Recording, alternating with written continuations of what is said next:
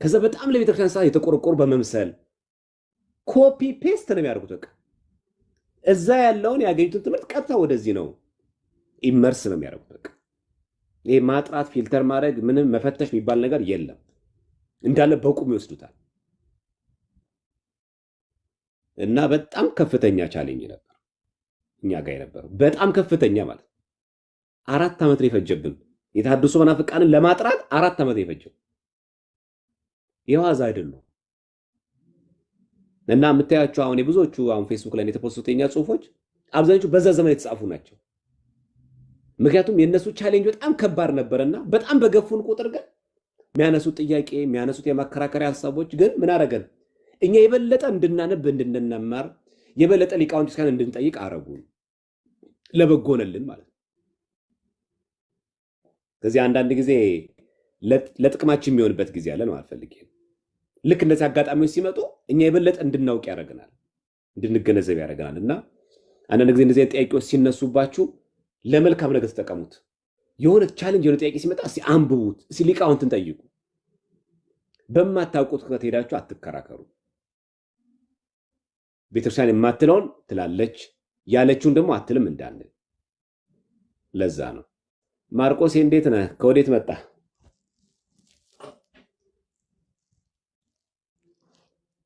አለው ለዘማርያም እንዴት ነህ? ደህና ነህ ወይ? እግዚአብሔር ይመስገን ደህና ነህ? አለው እንግዲህ ያ የቢኒ ቤት ነበረ የሚያገናኘን። አንተም እኔን ያው ወንድማችን ያው እንትን አረገኝ፣ ከዛ ጠፋው። በተረፈው እንዴት ነህ? ደህና ነህ ማርቆሴ? አለሁልህ ወንድሜ። እንዴት ነው አስተምሮ? ጥያቄ አኖርም? እየተከታተልክ ነበር ትምህርቱን? ትምህርቱን ሳይሆን ግላዊ የሆነ ጥያቄ ነው ያለኝ። እሺ ግላዊ 2 ጥያቄ አለኝ። እስኪ መጽሐፍ ቅዱስ ታነብልኛለህ? ምን የሚል ንገረኛ። ያስተምር አንደኛ ተሰሎንቄ ምዕራፍ 4 ከቁጥር 5 ጀምሮ ያለውን ማለት ግላይ ማለት የመጽሐፍ ቅዱስ ጥቅስ እየጠቀስክ ግላዊ አለ እንዴ ማርቆስ? አይ እኔ ግላይ ስትል ፐርሰንት ጠይቅ። የራስ ከትምህርት ውጭ ለማለት ፈልገህ ነው? አዎ። እሺ ምን ነበር ጥያቄው? እሺ አንብቦ ችግር የለም። ምን ነበር?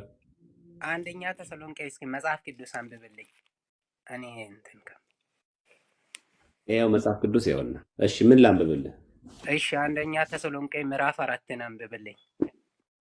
ምዕራፍ 4 ቁጥር ስንት? ከ5 ጀምሬ። እሺ አንደኛ ተሰሎንቄ ምዕራፍ 4 ከ5 ጀምራል። እሺ ይህ የእግዚአብሔር ፈቃድ እርሱም መቀደሳችሁ ነውና ከዝሙት እንድትርቁ እግዚአብሔርን እንደማያውቁ አሕዛብ በፍትወት ምኞት አይደለም እንጂ ከእናንተ እያንዳንዱ የራሱን ዕቃ በቅድስና በክብር ያገኝ ዘንድ እንዲያውቅ አስቀድመን ደግሞ እንዳልናችሁና እንደመሰከርንላችሁ ጌታ ስለዚህ ነገር ሁሉ የሚበቀል ነውና ማንም በዚህ ነገር አይተላለፍ ወንድሙንም አያታልል ይላል። ቀጥሎ ያለ እስኪ እኔ የፈለኩት ፖይንት ላይ ስትደርስ ታቆም። ለርኩሰት ሳይሆን እግዚአብሔር በቅድስና ጠርቷልና እንግዲህ የሚጥል ሰውን የጣለ አይደለም፣ መንፈስ ቅዱስን በእናንተ እንዲኖር የሰጠውን እግዚአብሔርን ነው እንጂ። እንግዲህ ይሄኛው እስኪ አንደኛ ተሰሎንቄ ነው ግን እያነበብክ ያለው? እሺ እስኪ ከ13 ሀሳቡን ነገር ጥያቄ ምንድን ነው? አይ ስለ መጨረሻ ዘመን ነበረ የሚያወራው። እስኪ ያንን ነበረ ከ13 ጀምሬ ወይም ከ10 ጀምሬ። እሺ እንደዛ አትለይም ታዲያ። ነገር ግን ወንድሞች ሆይ ተስፋ እንደሌላቸው እንደሌሎች ደግሞ እንዳታዝኑ አንቀላፍቶ ስላሉቱ ታውቁ ዘንድ እንወዳለን። ኢየሱስ እንደሞተና እንደተነሳ ካመንን እንዲሁም በኢየሱስ ያንቀላፉትን እግዚአብሔር ከእርሱ ጋር ያመጣቸዋልና። በጌታ ቃል የምንላችሁ ይህ ነውና እኛ ሕያዋን ሆነን ጌታ እስኪመጣ ድረስ የምንቀር ያንቀላፉትን አንቀድምን። ጌታ ራሱ በትእዛዝ በመላእክት አለቃ ድምፅ በእግዚአብሔር መለከት ከሰማይ ይወርዳልና በክርስቶስም የሞቱ አስቀድመው ይነሳሉ። ከዚያም በኋላ እኛ ሕያዋን ሆነን የምንቀረው ጌታን በአየር ለመቀበል ከእነርሱ ጋር በደመና እንነጠቃለን። እንዲሁም ሁልጊዜ ከጌታ ጋር እንሆናለን። ስለዚህ እርስ በርሳችሁ በዚህ ቃል ተጽናኑ። እሺ ይህን ቃል ካነበብከው እንግዲህ ኦርቶዶክስ ቸርች ወይም ምዕመናን ንጥቀትን ታምናለች ወይ?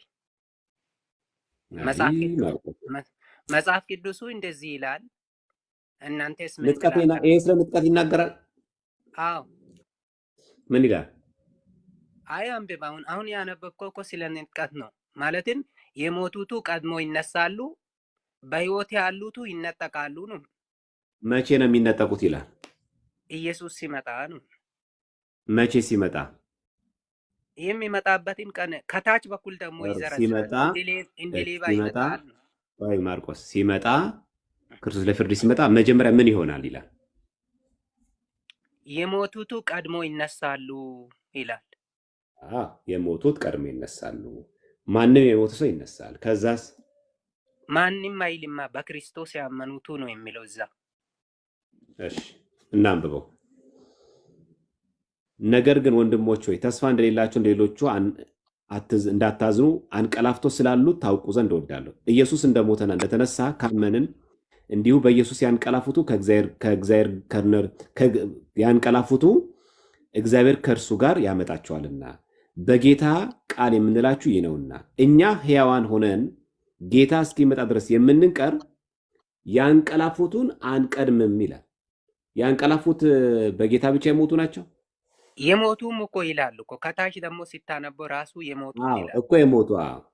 ያ ማለት በሰማዕትነት ያረፉ ጻድቃን ሰማዕታት አስቀድመው ይነሳሉ። ከዛ ደግሞ ሙታን አውሬ የበላው ባህር ውስጥ ጠልቆ የሞተ በህመም በተለያየ ምክንያት ታሞ ሞቶ የተቀበረ ሁሉም ከሙታን ይነሳል። ክርስቶስ ለፍርድ ሲመጣ መጀመሪያ ማን ይመጣል? ሐሳዊ መሲህ ይመጣል አይደል? ሐሳዊ መሲህ ከመጣ በኋላ ክርስቶስ የእውነተኛው አምላካችን ይገለጣል። ከአእላፍ መላእክት ጋር ሆኖ ይመጣል። ሲመጣ እዚህ ጋር ምን ብሎ ይነገረን? ኢየሱስ እንደሞተና እንደተነሳ ካመንን እንዲሁም በኢየሱስ ያንቀላፉቱን እግዚአብሔር ከእነርሱ ጋር ያመጣቸዋልና። ያ ማለት በክርስቶስ ካመንን ሞተው የነበሩት እንኳ ቢሆኑ ምን ይላሉ? ይነሳሉ አለ። መቼ ነው የሚሆነው? መጨረሻ መቼ ልትቀሩ? በመጨረሻ የምጽአት ቀን ነው። ትክክል፣ በምጽአት ቀን ነው። ምክንያቱም የሚናገረው ምንድን ነው? በጌታ ቃል የምንላችሁ ነውና ካልሆነ እኛ ሕያዋን ሆነን፣ ያ ማለት ሞትን የማይቀምሱ አሏ። ክርስቶስ ከሚመጣ ድረስ የሚቆም ትውልድ የለም። መጋባት፣ መዋለድ ሁሉም አለ። ስለዚህ ምን ይላል እዚህ ጋር? እኛ ሕያዋን ሆነን የምንቀር፣ ያ ማለት ሞትን የማይቀምሱት ጌታ እስኪመጣ ድረስ የምንቀር ያንቀላፉትን የሞቱትን አንቀድምም። ቀድመናቸው አይደል የምንሄደው ከጌታ ጋር። ምን እንላለን እንደሚለው እነዚህ ሙታንም ተነስተው እኛ በሕይወትም ያለንን ሰዎች እንነሳለን። በክርስቶስ የሞቱ አስቀድመው ይነሳሉ። ሌሎቹ አይነሱም አይደለም ያለው፣ አስቀድመው ነው። ሌሎቹ አይነሱም አላለም። አስቀድመው መነሳትና እነሱ ብቻ ነው የሚነሱት ማለት ይለያያል። አስቀድመው ይነሳሉ ካለ በኋላ ከዚህ በኋላ እኛ ሕያዋን ሆነን የምንቀረው ክርስቶስ ለፍርድ ሲመጣ ምን ይከናወናል? ማቴዎስ ወንጌል ምዕራፍ 13 ምን አለን? በጎችን በቀኙ ፍየሎችን በግራ ያደርጋል። ይሄ በግልጽ ተጽፏል። በቀኝ ያሉትን በሙገሳ ቃል እንደዚህ ይላቸዋል፣ እናንተ የአባቴ ብሩካን ተርቤ አብልታችሁኛል፣ ተጠምቼ አጠጣችሁኛል፣ ታርዤ አልብሳችሁኛል፣ ታመሜ ጠይቃችሁኛል፣ ታስሬ ጎብኝታችሁኛል ብሎ ይነግራቸዋል። በግራ ያሉት እናንተ ርጉማን ይላቸዋል፣ ውግዱ ከኔ ይላቸዋል። ከዛ በቀኝ ያሉትና እኚህ የተመሰገኑት ዓለም ሳይፈጠር ወደ ተዘጋጀላቸው ወደ መንግሥተ ግቡት የተባሉትና እነዚህ ከሙታን የተነሱት የተመሰከረላቸው ከሙታን ይነሳሉ። ጻድቃን ሰማዕታት በጎ የሰሩ በቀኝ ክፉ የሰሩ በግራ ይቆማሉ። ስለዚህ ሁለት አካላት አሉ እንዳትረሳ። በሕይወት ያሉ አካላት አሉ። ያ ማለት ሞት ማንቀምስ ትውልድ ይቀጥላል። ለምሳሌ ዛሬ ሌሊት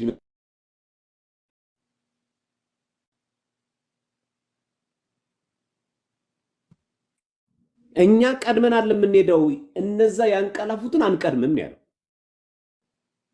መጀመሪያ በሕይወት ያለን ሰዎችን ከፈረደ በኋላ አይደለም ክርስቶስ እነዛን ሙታን የሚያስነሳው። በጌታ ይሞቱ ይነሳሉ፣ እኛ ያላንቀላፋን ደግሞ አብረን እንቆማለን።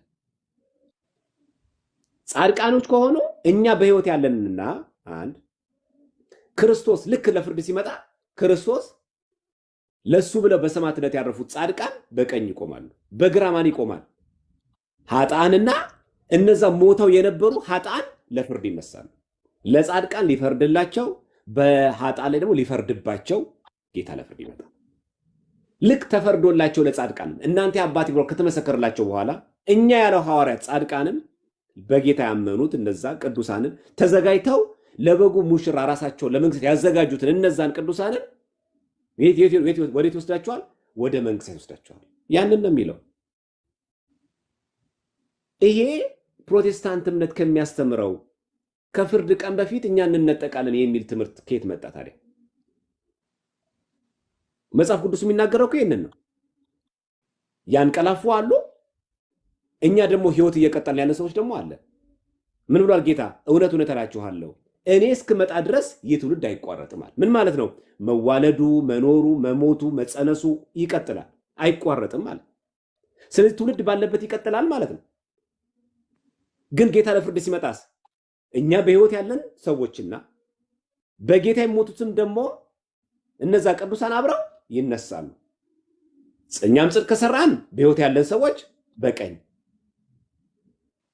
እነዛ ደግሞ ኃጥአን ደግሞ በግራ ይቆማሉ። አላፍ መላእክትን አስከትሎ ይመጣል። ይሄ ነገረን ማን ነው?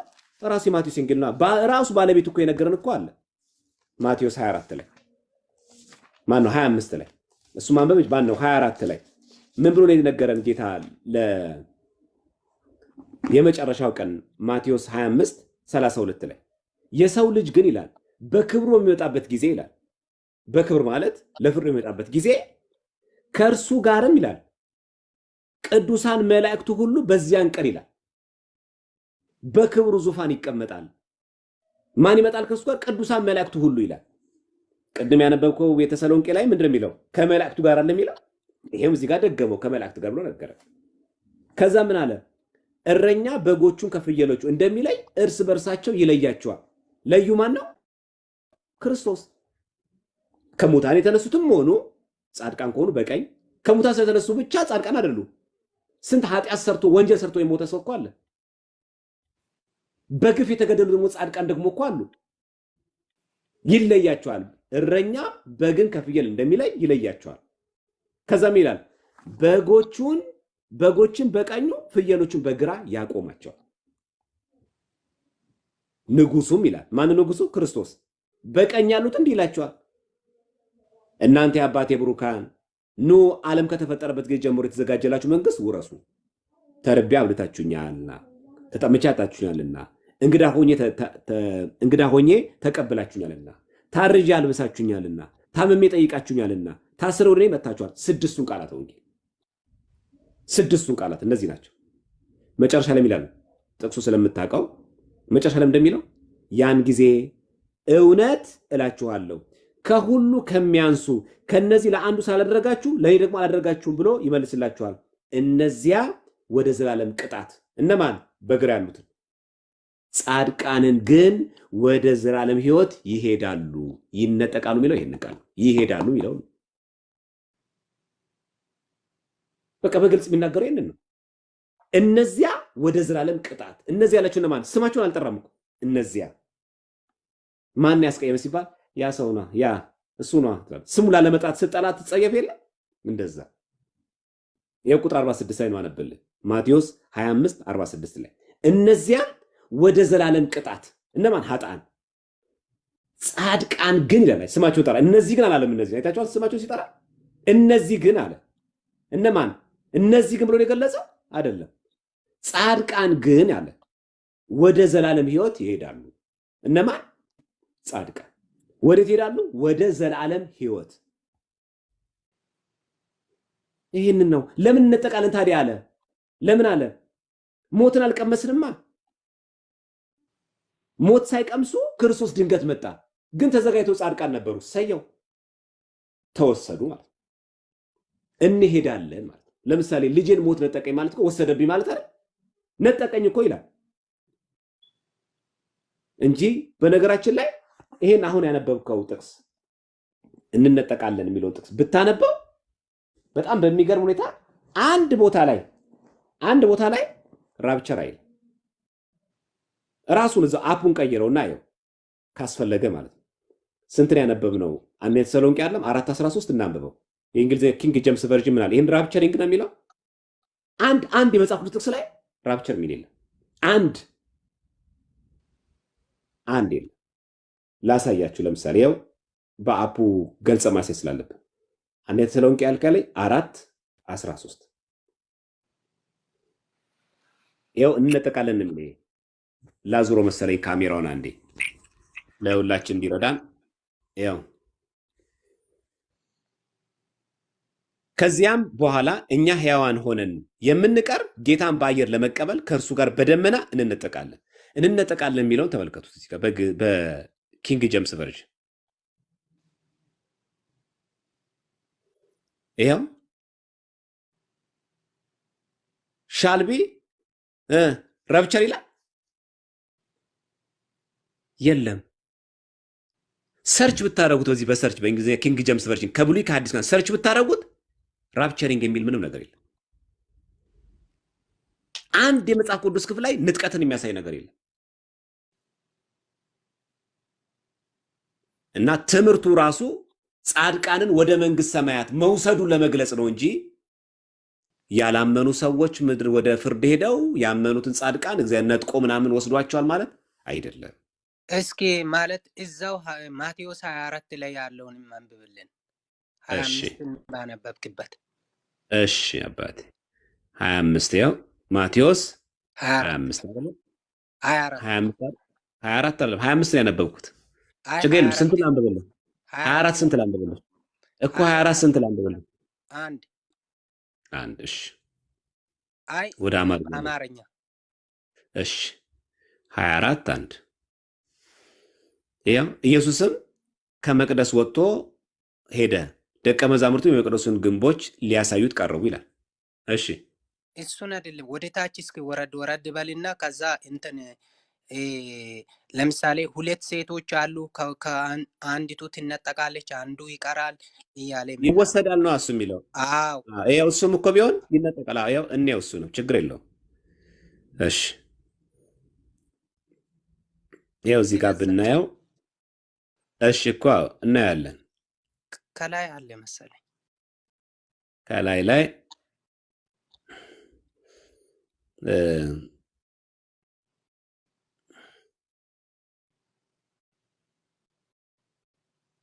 በዛች ወራት አዎ ከላይ ነው ያለው። ትክክል። እሺ ከላይ ምንድን ይላል?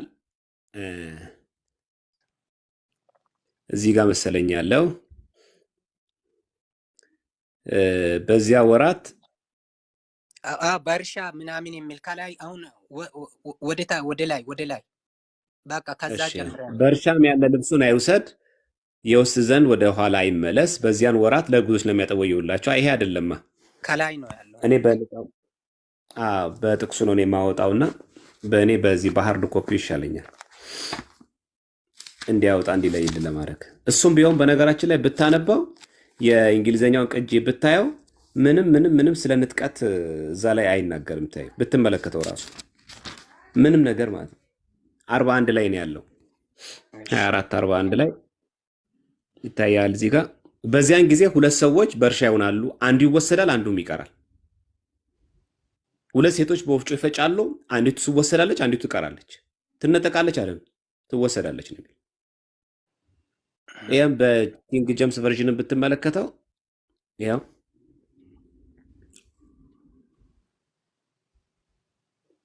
ዋን ሻል ቢ ቴክን ማለት መሞት ሳይሆን ይሄ ምንድን ነው የሚያሳየው? አንዲቱ ትወሰዳለች ሲል እንዴት ነው? መሞት ነዋ። ኦኬ ምን ራፕቸሪንግ የሚል ነገር የለውም። ሲጀመር ትነጠቃለች አይልም። እንደዛ ነው። እዚህ ጋም ሁለት ሴቶች በወፍጮ ይፈጫሉ፣ አንዲቱ ትወሰዳለች፣ አንዲቱ ትቀራለች።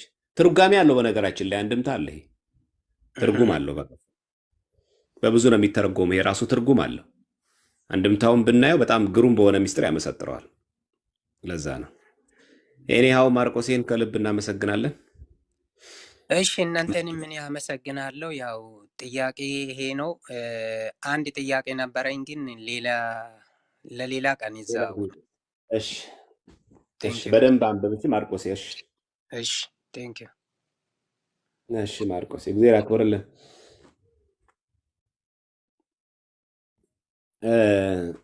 እንትን ከሆነላችሁ ጊዜ ይፈጅብናል እንጂ አንድምታውን ብናያት በጣም ግሩም የሆነ ገለጻ አላት። ለዚህ አንዷ ትወሰዳለች፣ አንደኛው ይወሰዳል፣ አንደኛው ይቀራል የሚለውን በጣም አመስጥረው አባቶቻችን ያስተማሩታልና በተለይ ሁለት ሰዎች በእርሻ ይሄዳሉ የሚለውን ሲተረጉሙት የኛ ሊቃውን በጣም ግሩም የሆነ ትርጓሜ ስልት ነው ያላቸውና እስቲ ከአፑ ላይ ላንብብላችሁ የኛ መተርጉማንን ትምህርት እንድንረዳ እንዲያመቸን።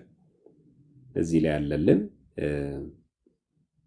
ተመልከቱ። እዚህ ላይ አንድምታ ብላችሁ እዚህ መዝገበ ሃይማኖት ላይ አለ 24 41 ላይ ተመልከቱ። 41 ላይ ላንብብላችሁ። እሺ 41 ላይ ያን ጊዜ ይላል ሁለት ሰዎች በእርሻ ይኖራሉ ይላል። አንዱ ይወሰዳል የሚለው አንዱ በሞት ይወሰዳል ይላል። አንድምታው ራሱ በሞት ይወሰዳል። ይወሰዳል የሚለው በሞት ነው፣ መነጠቅ አይደለም፣ በሞት ነው። ሎክ ላዙርላችሁና ተመልከቱ። ያው እዚህ ጋር ያን ጊዜ ሁለት ሰዎች በአንድ እርሻ ይኖራሉ። ከዛስ አሃዱ ይነስእ ነው የሚለው። ይነስኡ አንዱን በሞት ይወስዳሉ፣ አንዱ በሕይወት ይተዋል። ሁለት ሴቶች በአንድ ወፍጮ ይፈጫሉ። እሺ አንዲቱን በሞት ይወሰዳሉ፣ አንዲቱ ደግሞ ይተዋሉ። ይወስዳሉ አንዷን ይተዋሉ። ስለዚህ ምን ማለት ነው? ይወስዳሉ ነው የሚለው። በምን? በሞት ነው የሚለው። የኛ መተርጉማን እዚህ ጋር መልሰው ይናገራሉ። አንድም እያሉ ሁለት ሰዎች ይኖራሉ፣ ምግባር ሃይማኖት የያዘው ወደ ገነት ይወስዱታል፣ ምግባር ሃይማኖት ያልያዘውን ደግሞ በገሃነም ይተውታል። እግዚአብሔር አምላክ ከዚህ ይጠብቀን። የታችኋል ንግግሩ ራሱ እንዴት ምርጥ እንደሆነ። የኛ መተርጉማን አንድም ብሎ ሲመጡ ምግባር ሃይማኖት ያልያዘውን ያሃደጉ በገሃነም ይተውታል። ሁለት ሰዎች ያለው ያንን ምግባር ሃይማኖት የያዘውን ደግሞ ወደ ገነት ይወስዱታል። ሁለት ሴቶች ይፈጫሉ፣ ነዳያን በዚህ ዓለም ይኖራሉ። እንደ አልዓዛር እንደ ሐዋርያት ያሉትን ወደ ገነት ይወስዳሉ፣ እንደ ይሁዳ እንደ አይሁድ ያሉትን ወደ ገሃነም ይወስዳሉ።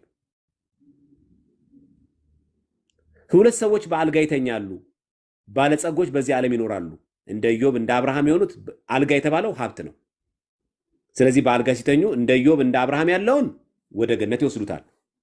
እንደ ነዌ እንደ ኪራም ያሉት ደግሞ ወደ ገሃነም ይወስዳሉ። ስለዚህ ምን አለ? ትጉ፣ ጌታችሁ በማናቸው ሰዓት እንዲመጣ አታውቁምና ለትሩፋት ተግታችሁ ኑሩ ይላል። ስለ ቃሉ የእግዚአብሔር ስሙ የተመሰገነ ይሁን። የኛ ሊቃውንት መተርጉማን እንዲህ በጣም ነው የሚያመሰጥሩት። በተለይ አንድምታን ማየት በጣም ቆንጆ ነው። በተለይ በተሳሳተ መንገድ እንዳንተረጉም ከሚያግዙን አንዱ ነገሮች የኢትዮጵያ ኦርቶዶክስ ቤተክርስቲያን ትርጓሜያት በጣም እጅግ በጣም ድንቅ ናቸው እና አንድም ቦታ ላይ በእንግሊዝኛው ኪንግ ጀምስ ብትመለከቱት ስለ ራፕቸሪንግ ስለ መነጠቅ የሚያወራ ምንም ነገር የለው፣ ምንም ነገር አናገኝም እና በዛ ማየት እንችላለን። ሌላ ጥያቄ ያለው ሰው ካለ እንቀበልና እናጠቃለን።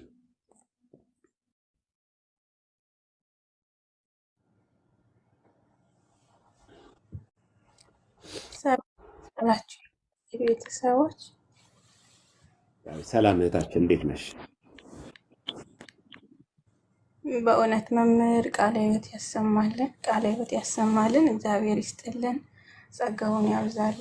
ከዚህ በላይ የምታገለግልበት በእውነት በጣም ደስ የሚል ትምህርት ነው። በአሁኑ ሰዓት የሚያስፈልገን ይሄ ነውና እግዚአብሔር ይስጥልን። በእውነት በጣም ነው የምናመሰግነው። እንዲህ ተግታችሁ ስለምታስተምሩን፣ በሄድንበት እየሄዳችሁ ስለምታስተምሩን በጣም እናመሰግናለን። ያው ይህን ያህል ሰዓት አስተምረሃል፣ ግን እንዲሁ አንዲት ጥያቄ ከህሊናዬ እየመጣችብኛለች እና ያችን መጠየቅ ፈልጌ ነው። ያም ጥያቄ ምንድነው? ለምሳሌ ቤተክርስቲያን ሄደን ቅዱስ ሚካኤል ቤተክርስቲያን ሄደን ብንሳል ስለቱን ቅዱስ ሚካኤል ያለ እግዚአብሔር ፍቃድ ነው የሚያደርግልን ወይስ ማለት በቅዱስ ሚካኤል አድሮ እግዚአብሔር ነው የሚያደርግልን ወይስ ቅዱስ ሚካኤል ነው የሚያደርግልን? ይሄ ነው። አንድ ደግሞ ጨምር ይቅርታ። ሁለተኛ ደግሞ እግዚአብሔር የፈርዖንን ልብ አጸና ሲል ምን ማለት ነው? ማለት በተደጋጋሚ እስራኤልን ከግብጽ ባወጣ ጊዜ እግዚአብሔርም የፈርዖንን ልብ አጸና ይላል እና እግዚአብሔር ለመጥፎ ስራ ልብን ያጸናል ወይስ አንድምታው ምንድነው? ያው ይህንን ጥያቄ መጠየቅ ፈለኩ። የሁለቱም ጥያቄ መልስ ባጭሩ አንደኛው ሁለቱም ነው። ሚካኤል በተሰጠው ጸጋ ስልጣን ስለትን ይፈጽማል።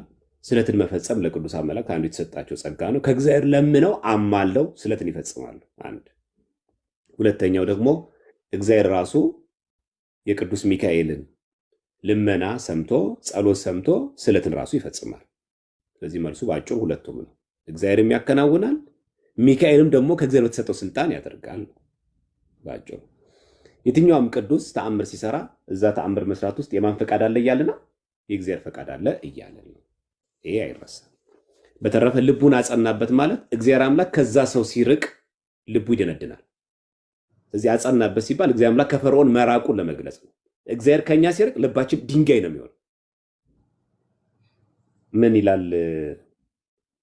እኛ አብርሃም ዘር ነን ሲሉ እናንተ እግዚአብሔር አምላክ እምቢ ብትሉ ለአብርሃም ከነዚህ ድንጋዮች ልጆች ሊያስነሳለት ይችላል። ከነዚህ ድንጋዮች ሲል ምን ማለት ነው? እውነት ከድንጋይ ተነስቶ የአብርሃም ልጅ ይሆናል ማለት ነው? አይደለም። ድንጋይ ይቡስ ነው፣ ደረቅ ነው። እናንተ ነው ይቡሳን አይምሮ ናችሁ፣ ደረቅ ሊናን ያላችሁ አይገባችሁም። ነቢያት ቢያስተምሯችሁ መምህራን ቢላኩላችሁ የማትቀበሉ የማታምናችሁ ለማለት ነው። ይቡስ ያለው ለዚህ ነው፣ ደረቅ ለማለት ነው። ስለዚህ ልቡን አጸናበት ብሎ ሲናገር እግዚአብሔር አምላክ ሆን ብሎ ፈርዖን እንዳያምን አጸናበት ማለት ሳይሆን እግዚአብሔር አምላክ ከፈርዖን በረዴት ስርቅ ልብ የሚያራራ አስተዋይ የሆነ የሚራራ ለሕዝብ የሚያስብን ልቡናን ነሳ። ልቡ ምን አለ? ተከለከለ፣ ጨከነበት። እና ባጭሩ ይሄ ምንም የሚያከራክር አይደለም። የእግዚአብሔር ከሰው በረዴት መራቅ የማን ማድሪያ የምንሆነው? የዲያብሎስ። ልባችን ይጨክናል። ልክ ልባችን ለእግዚአብሔር አምላክ ሲያድር ደግሞ ይራራል። ስለዚህ ልቡን አስጨከነ ሲባል እግዚአብሔር አምላክ በረዴት ከፈርዖን ራቀ። ሲርቅ ምን ሆነ? ፈርዖን ጨካኝና አረመኔ ሆነ። ልቡን ልከኛ ሲያደርግ ማለት ነው። አንድ ዝግ ልብ ሆናል አይደል? ይሄ ነው። ሁለተኛው ፍቺ ደግሞ ልቡን አስጨከነበት ሲል ፈርዖን በነፃ ፍቃዱ በፍሪውሊ ተጠቅሞ ሕዝቤን ልቀቅ የሚለውን የእግዚአብሔር ጥሪ ከሙሴ የመጣው ላለመቃወም ፈለገ። ዝግት ሲያደርገው ልቦናውን እግዚአብሔር አምላክ ራቀው። ነፃ ፍቃዱን ደፍጥጦ አልገባም ወደ ፈርዖን ቤት። ምን አረገው? ተወው። ስለዚህ ምን አረገው? ነፃ ፍቃድን እንደወደድክ አድርግ አለው። ልቡ ምን አለ? ከዚህ በኋላ ጨከነ።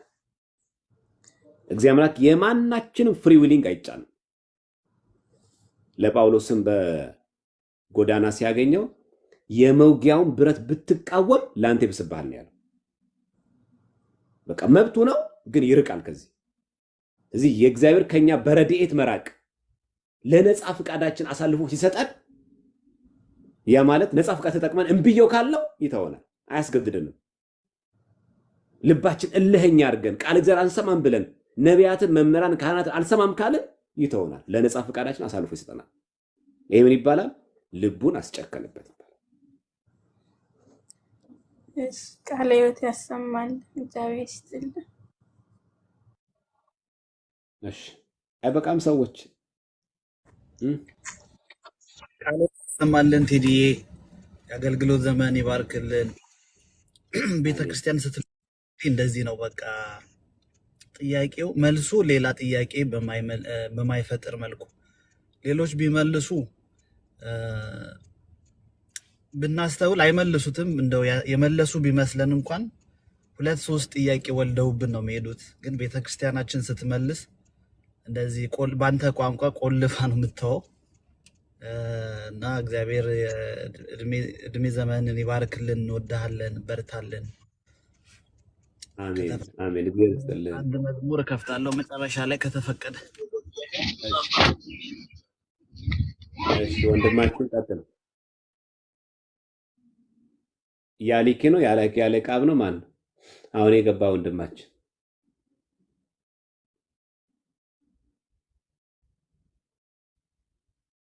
የለም። እሺ ገስት ላይ ያላችሁ ጥያቄ የለም? እሺ እኔ አንድ ጥያቄ አለኝ ማለት ነው። አመሰግናለሁ። አሁን ልክ ማርቆስ ያነሳው ጥቅስ ላይ ማለት ነው አንድ ሰው ይሞታል፣ አንዱ ይወሰዳል፣ አንዱ ይቀራል የተባለው ማለት ነው። የሚሞቱት ወደ ገሃነም የሚገቡት ናቸው ወይንስ እንዴት ነው እሱ ነገር? ትንሽ ብታብራራልኝ ይቅርታ። እሺ ሁለት ሰዎች በአልጋ ይተኛሉ።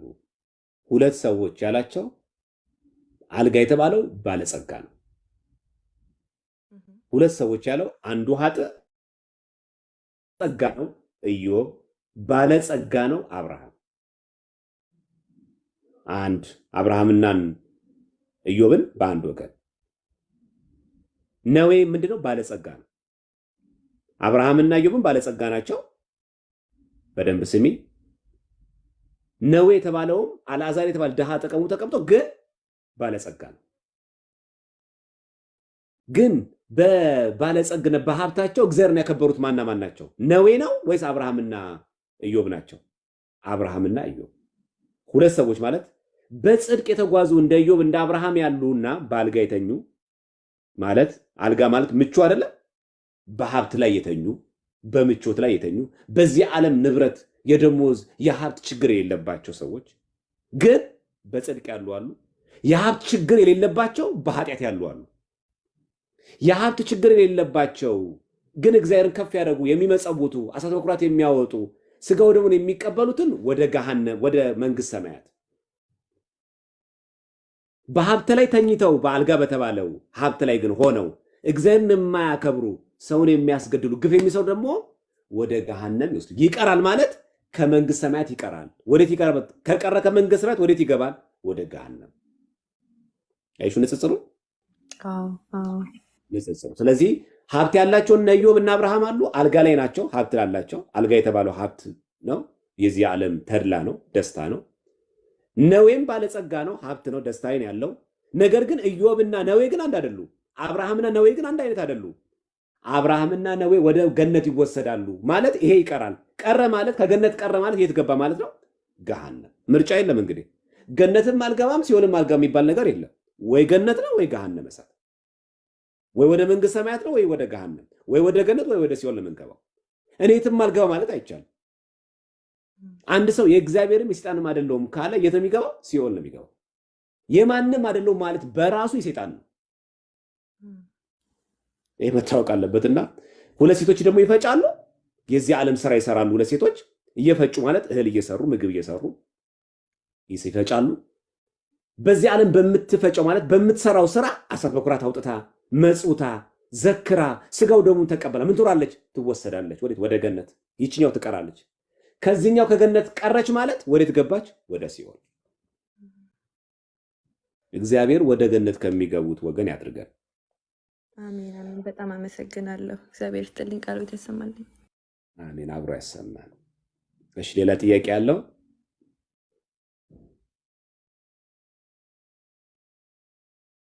እሺ ወንድማችን ያልከብ የለም? እሺ ዜር ይስጣችሁ። ዝክፈት ሄደ። እሺ አይ ቆይ አንድ ጥያቄ እንቀበልና ጥያቄ ያለው ሰው እንጨርስና ከዛ መዝሙር እንሰማለን። እሺ እሺ ጥያቄ የሌላችሁ ካላችሁ እየወረዳችሁ፣ ጥያቄ የሌለው ሰው ካለ ገስት ብትጠይቁ ሰው ጥያቄ ያለው ሄሎ ወይ? አቤት። ይሰማኝ ነው? አዎ ይሰማኛል። እሺ እሺ ሰላም፣ እንደምን ሰላም ነው? እግዚአብሔር ይመስገን ደህና ነኝ። አይ እኔ ምንድነው አንድ ጥያቄ አለኝ። መቆም በሚባለው ለምሳሌ ቅዱስ ገብርኤል በእግዚአብሔር ፊት የምቆመው ቅዱስ ገብርኤል ነኝ ይላል። መቆም ማለት ማማለድ እንደሆነ ተረድተናል። ንግስቲቱ በቀኝ ትቆማለች ይላል። እመቤታችን ነው ያው በቀኝ ትቆማለች ታማልዳለች ነው። ወደ እንትና ማን ነው ቅዱስ እስጢፋኖስ ሲወግሩት የእግዚአብሔር ልጅ በቀኝ ቆሞ አየዋለሁ አለ።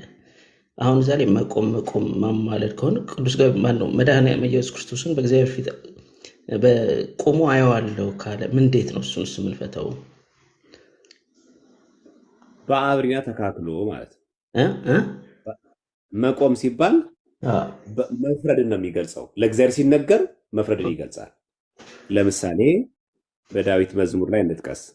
ጥቅስ ስናነብ ጥሩ ስለሆነ የዳዊት መዝሙር ላይ መዝሙር 81 ሚውት አድርገውና ዳዊት መዝሙረ ዳዊት መዝሙር 81 በቅንፍ 82 ላይ ቁጥር 1 ጀምሮ እግዚአብሔር በአማልክት መካከል ቆመ ይላል።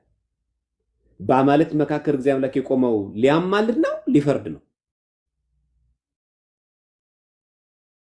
ግልጽ ነው። መዝሙረ ዳዊት ላዙርላችሁና እንድታነቡት። የቲክቶክ እኮ አንዱ በመረጃ ሆነ ሁሉ ነገር። እሺ መዝሙረ ዳዊት ይኸው መዝሙር 81 በቅንፍ 82 አፕሶን ነው 82 ያደረገው ቁጥር 1 ላይ እግዚአብሔር ነው የሚለው በአማልክት ማህበር ምን አለ? ቆመ። በአማልክት መካከል ይፈርዳል። አይተች ቆመ ያለው ምን ለመሆን ነው? ለመፍረድ። ስለዚህ ለእግዚአብሔር ቆመ ብሎ ሲነገር ሊያማልድ አይደለም። እግዚአብሔር በአማልክት መካከል ማህበር ቆመ ይልና አራት ነጥብ አላደረገው። ከዛም ይላል በአማልክት መካከል ምን ይላል? ይፈርዳል።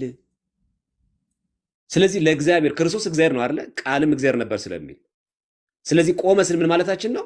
ፈራጅ ነው ለማለት ነው። ኦኬ በደምብ ይሄ መዝሙረ ዳዊት ነው አሁን የነገርከኝ? መዝሙረ ዳዊት ነው። መዝሙር 81 በቅንፍ 82 ቁጥር 1 ላይ በጣም ነው የገባኝ። እግዚአብሔር ይስጥልኝ ነው ወንድም መብርሃን ከአንተ ጋር ትሆን። እሺ ሰላም። እንዴት አሉ? ሰላም ኖት? አንዲት ጥያቄ ነች ያለችኝ ከተፈቀደልኝ። እሺ አላወቅኩትም። ችግር የለውም። አነ ፍቅረ ማርያም ነኝ ዘላሊበላ ከንጉሱ ቅዱስ ላሊበላ። እሺ የሰማይ የምድር አምላክ ሁሉን የፈጠረ የቅዱሳን አምላክ አጋዕዝተ ዓለም ሥላሴ ከኃይል ወደ ኃይል ያሸጋግር ወንድም ዓለም። ይሄ ነው ጥያቄና መልሴ።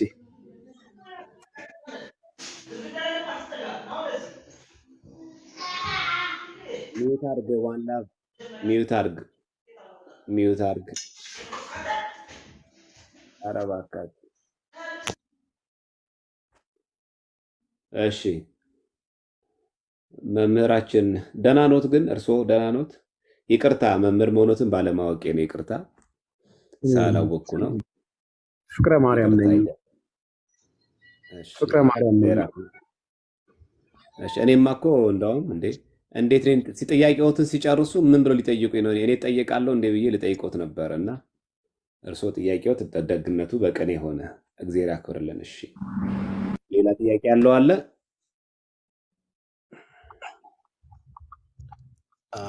እኔ አንድ ጥያቄ ይፈቀድልኛል? ዘማርያም እሺ እኔ እንኳን የሐዋርያት ስራ ላይ መሰለኝ ኢትዮጵያዊ ጃንደረባ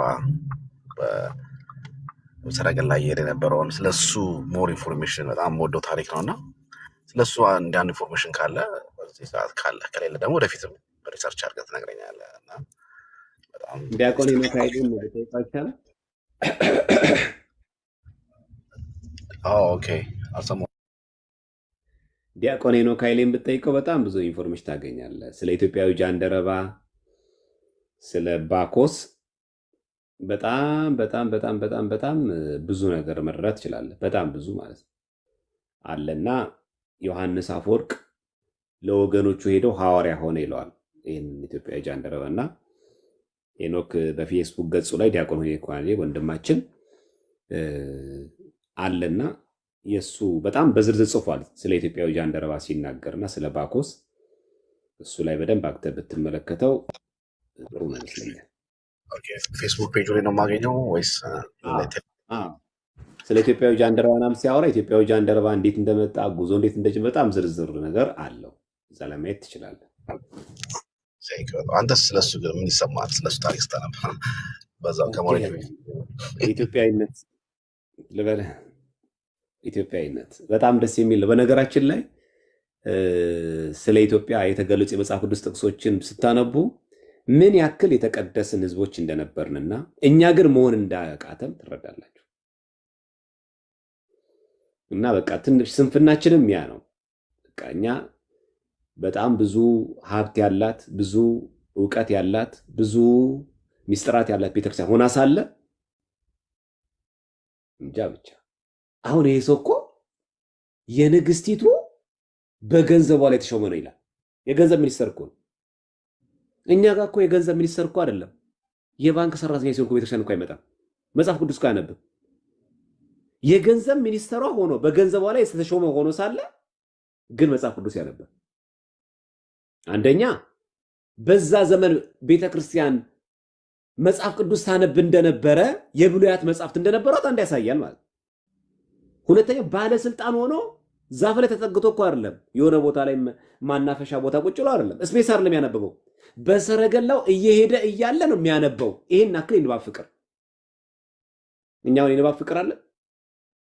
እውነተኛ የገንዘብ ሚኒስተር ቢያደርገን የጠቅላይ ሚኒስተር እኛ ቤተክርስቲያን ድርሽ እንላለን። እኛ ሮብ ዓርብ እንጾማለን፣ ቅዳሴ እንመጣለን።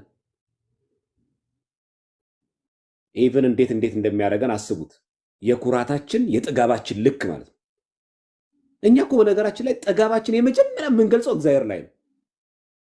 በቃ ማርያም ወይ በቃ ገብርኤል ወይ ስራ እንደዚህ አጥቼ ተመርቄ ነገ ልጅ ደርሶ ለስቅስቅ ብለን በቃ ጠዋትና ማታ እንደዚህ የተደፋን በተቀጠርን በወሮው ቤተክርስቲያን ስንሳለም ጤና ይስጥልን እኮ ነው በቃ። እና ስንደላደልና ሲመቸን የኩራታችን መጠጊያ የምትሆነውና መሸሸጊያ የምትሆነው ቤተክርስቲያን ሆና ሳለች ኩራታችን ግን እሱ ላይ እናሳያለን። እኛ ለዛን በባዕዳን ሀገር ስንኖር ከሰዎች ስንገለል ምንም ሰው የሌለበት ስንሄድ ዘረኝነታችን ይለቀናል። በቃ አምርሮ የሆነ ብሔር የሚጠላ ሰው ያ የሚጠላው ብሔር እዛው የሚኖርበት እስካንዲኔቪያን ሀገር ቢሰማ ዙር ይላል፣ ወንድሜ ይላል። አይታል እዚህ ያለኮ ወንድሜ አይልም። እዚህ ያለኮ ያቃጥለዋል፣ እዚህ ያለኮ ይገፋዋል፣ ምናልባትም ቁልቁል ይሰቅለዋል። እዛ ሲሄድ ግን በትግርኛ እያወራ ሰፍ ይላል፣ ኦሮምኛ እያወራ ሰፍ ይላል። ወገን አለኝ እንዴ ይላል። ከየት ሀገር ነው የመጣ ይላል። ይሄ ፍቅር ምን አለ እዚህ ሀገር ቢሆን እንዳልኳችሁ ነው ቅድም። በቃ እኛ ስናጣው ነው የሚገባው። የኢትዮጵያ ጃንደረባ የሚገርም ነው። በዛ ላይ ይሄ ብቻ ነው ባለስልጣን ነው። እሱን ሳስብ በጣም የሚገርመኝ ሁለተኛ የንባብ ፍቅሩ አንባቢነቱ፣ ሶስተኛ ደግሞ ትህትናው። የምታነበውን ታስተውላለህን ሲለው ምን ለማለት ፈልገህ ነው አላለ። እኛ ብሎ እንደዛ ምን እኔ አሁን አንተ መንገድ ላይ ይሄ መጽሐፍ ቅዱስ እያነበብኩኝ ዘማሪያ ምን እያነበብክ ነው ብትለኝ ምን እንደው ምልህ ምን ለማለት ፈልገህ ነው? ያ ማለት እኮ እኛ ራሱ እናውቃለን ነው የምንለው። ለዚህ ያለ ሊቃውንት ነው የገፋ ነው እናውቃለን ስለምንል እኮ ነው እኛ ሊቅ በቀድማ ወንድማችን ያለው ለምን እንደው ዘመኑ የሚያዋጁት ሊቃውንት የሚለው ሊቃውንቱ ከዘመን ሳልዋጁ እኮ አይደለም። የሊቃውንቱ ትምህርት እኛን አልገባንም። ለምን እንደው ታውቃላችሁ? ልክ አሁን ለምሳሌ ኢትዮጵያ ውስጥ ዶላር ይዞ አንድ ሰው እባክህን ሽንኩርት ልገዛ ፈልጌ ነው ብትለው ምንድን የሚያደርግህ? መጀመሪያ ወደ ኢትዮጵያ ብር መንዝረው ነው የሚለው። የሊቃውንቱ ትምህርት እንደ ዶላር ሆነ፣ ለኛ አይመጠንም፣ ውድ ነው ማለት ነው። የረከሰም የመጠን አይደለም። የኛ ዕውቀት ረከሰ፣ ዝቅ አለ። ስለዚህ የሊቃውንቱ ትምህርት ብዙዎቻችን አይገባንም። ሊቃውንቱ ሳልገባቸው አይደለም፣ እኛ እዛ ደረጃ የለንም ነው።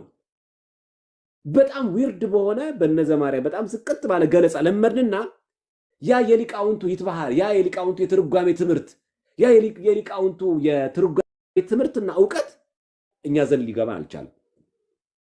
ከዛ ምን ሆነ? አጠቃላይ ወደ ምሕረቱን ወጣት በወጣት ሰበከው። ጥሩ ሰየው፣ ቆንጆ ነው። ግን የሊቃውንቱ ግን ፋራነት አይደለም። የሊቃውንቱ ጋር ለማወቅ ያለመሰልጠን አይደለም። እነሱማ ይዘውታል እኮ ቱባውን ይዘውታል። ግን ማን ይረዳ? ማን ይማር? ማን ይስማ? እና የችግሩ ምንጭ የሆነው የነዛ ውድ የሆነ ሊቃውንት ትምህርት እየከበደን መጣን። አይሰማም እንዴ? አይሰማችሁ? ኔትወርክ ነው ይሰማል። እና ያ የሊቃውንት ትምህርት ያ የሊቃውንት አስተምህሮ እኛ ጋር እንዳይደርስ ያደረገው የሊቃውንቱ አለማወቅ ፋራነት አይደለም፣ የኛ መሰረታዊ ችግር ነው። እነሱ ባሉበት ደረጃ እኛ የለንም። አሁን ዘቅጠን ያለ ነው። ለዛ ሊቃውንት ሲሰብኩ ምናምን እንቅልፋችን ይመጣል። ያልሰለጠን ነው እኛ ነን፣ ያልገባን እኛ ነን። አንደኛ ሙቀት ወደድን፣ ዝና ወደድን። እንደምታውቁት በቃ እኛ ወጣት ሸንቀጥ ያለ ውበት ያለው ምን ያለው ነው የምንወደው። እኛም ሾው እናበዛለን፣ ፎሎወር እንድትሆኑ እንፈልጋለን፣ አጨብጫቢ እንወዳለን። የሆነ ስንሄድ የኛ ተከታይ ነው የምናረጋችሁ። ወደ ክርስቶስ መንጋር ለምንወስዳችሁ የኛ ተከታይ እናረጋችኋለን፣ የኛ እናረጋችኋለን። ችግሩ እሱ ነው። የሐዋርያት ተልእኮ ግን ያልነበረም። የሐዋርያት ተልእኮ ሰውን ወደ እግዚአብሔር ማቅረብ ነው፣ ወደ ክርስቶስ ማቅረብ ነው፣ ወደ አካሉ ወደ ራስ ወደ ክርስቶስ አካል ወደ ክርስቶስ ራስ ማቅረብ ነው። የቤተክርስቲያን ራስ እሱ ነው፣ እኛ አካሎቹ ማድረግ ነው። እኛ ግን ወደ ራስ አናቀርብም፣ ወደ ራሳችን እናደርገዋለን። በቃ ስለዚህ የነገሌ ተከታይ የገሌ ፎሎወር የገሌ ተከታይ ምናምን ማለት ጀመረ። የኢትዮጵያ ጃንደረባ ግን የሚገርም እያነበበ ነው። ምን ታስተውላለህ ሲባል የሚመራኝ ሳይኖራል አስተማረው። ከዛ በኋላስ ከተማረ በኋላ ደግሞ መጠየቁ እነሆ በውሃ እንዳልጠመቅ የሚከለክለኝ ማን ነው አለ። ስለ ጥምቀት አስተምሮታል ማለት ነው። ስለ ጥምቀት ካስተማረው በኋላ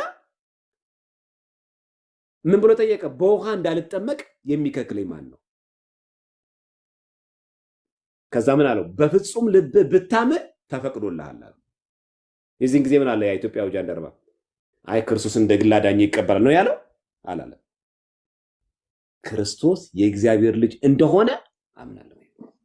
መጽሐፍ ቅዱስ የሚናገር ያለ ክርስቶስ የማን ልጅ? የእግዚአብሔር ልጅ እንደሆነ ምናለው አምናለሁ እንጂ ኢትዮጵያዊው ጃንደረባ ባኮስ ክርስቶስን እንደ ግል አዳኝ ይቀበላለሁ አላለም። እንደዛ የሚል ጥቅስም የለም። ኢየሱስ ክርስቶስ የእግዚአብሔር ልጅ እንደሆነ አምናለሁ ነው ያለው። ስለዚህ እኛ የምናምነው ያንን ነው። ምን ብላችሁ ታምናላችሁ ስንባል እንደ ግል አዳኝ ሳይሆን የምንለው ክርስቶስን የዓለም መድኃኒት እንደሆነ እናምናለን፣ የእግዚአብሔር ልጅ እንደሆነ እናምናለን። እና ወንድማችን እሱ በተመለከተ ባኮስ በጣም እንደ ቃና ቲቪ ይሆናል እንጂ ውስጤ ነው ልትለው ትችላለህ።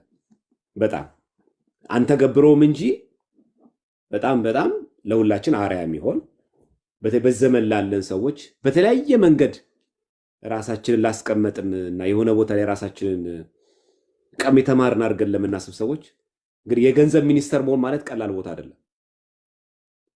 በዛ ሰዓት ደግሞ የሚመዘነው መመዘኛ በጣም መሰረቱ ብዙ ነው። ያ ሁሉ ሆኖ ግን ትንቢት ኢሳይያስን ያነባ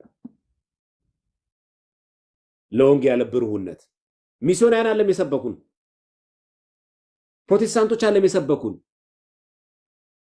የሆነ አካል መጥቶ ዓለም የሰበከን ሐዋርያው ፊልጶስ ነው።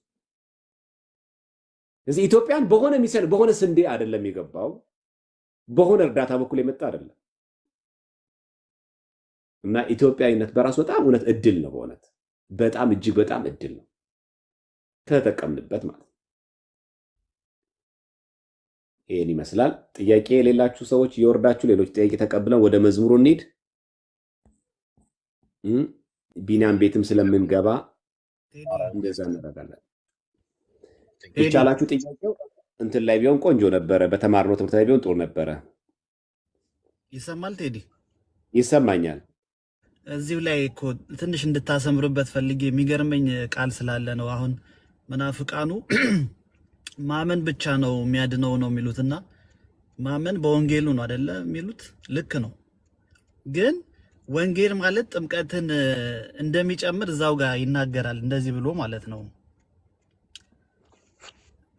ቁጥር 35 ላይ ሐዋርያት ሥራ ምዕራፍ 8 ፊልጶስም አፉን ከፈተ፣ ከዚህም መጽሐፍ ጀምሮ ስለ ኢየሱስ ወንጌል ሰበከለት ነው የሚለው። ስለ ኢየሱስ ወንጌልን ሰበከለት። ከሰበከለት በኋላ ነው አይደለ እንዳልጠመቅስ የሚከለክለኝ ማን ነው ያለው? ላይ ማን ነው?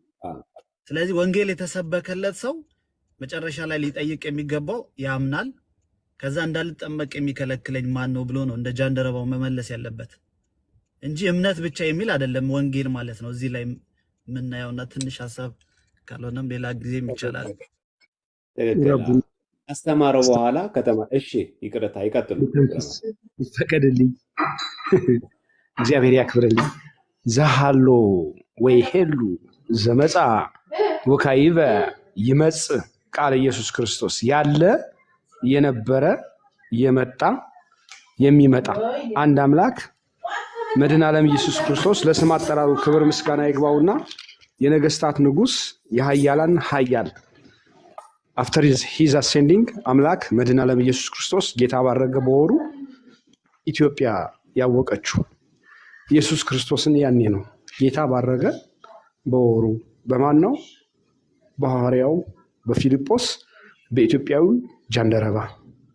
ወገኖቼ ኢየሱስ ክርስቶስ ያኔ ነው። ያኔ ብቻ ሳይሆን ሲወለድ ኢትዮጵያውያን እጅ መንሻ ይዘው ሄደዋል። ከመወለዱም በፊት ብዙ ነው ምስጢሩ ጥበቡ።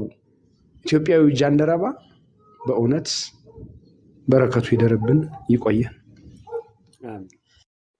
አሜን። እግዚአብሔር ያክብርልን። እሺ ያው አምነን በወንጌሉ ካሳመነው በኋላ ምንድነው ያለው? እምነቱ ብቻ በቂ አይሆንለትም። ምን አስፈለገው? ጥምቀት። አምኗል እኮ። አይ በፍጹም ልብ ካመንክ እኮ ይበቃሃል፣ ሰረገላህን ይዘህ ወደ ሀገር ግባ አይደለም ያለው። በፍጹም ልብ ብታምን ተፈቅዶልሃል አለና ምን አደረገው? ወደ ወንዝም ወረዱ በውሃም አጠመቀው ነው የሚለው። ከዛ የእግዚአብሔር መንፈስ ፊልጶስን ወሰደው። ስለዚህ ሰው ከተጠቀመበት ምግባር ያስፈልጋል። ለመዳን የእግዚአብሔር ቃል ነው። መዳን በእግዚአብሔር ቃል ነው። የእግዚአብሔር ቃል ነው በመስማት ነው። ምን አረገ? የእግዚአብሔርን ቃል ሰማ። የእግዚአብሔርን ቃል ሰማ፣ አመነ። ካመነ በኋላ ምን አረገ? ሚስጥርን ፈጸመ። ሚስጥረ ጥምቀትን ፈጸመ። ስለዚህ አንድ ሰው ለመዳን ምን ያስፈልገዋል? የእግዚአብሔር ቃል መስማት፣ የእግዚአብሔርን ቃል ማመን ያስፈልገዋል። ደግሞ ማመን እምነት ብቻ አይደለም። ምን ያስፈልገዋል? ሚስጥረ ጥምቀት ደግሞ ያስፈልገዋል። ይህንን ከኢትዮጵያዊ ጃንደረባ እንማራለን ማለት ነው። እሺ ጥያቄ ያላችሁ ባካችሁን አሳጥራችሁ ዋና ዋናውን ነገር በሉና እናጠቃለን።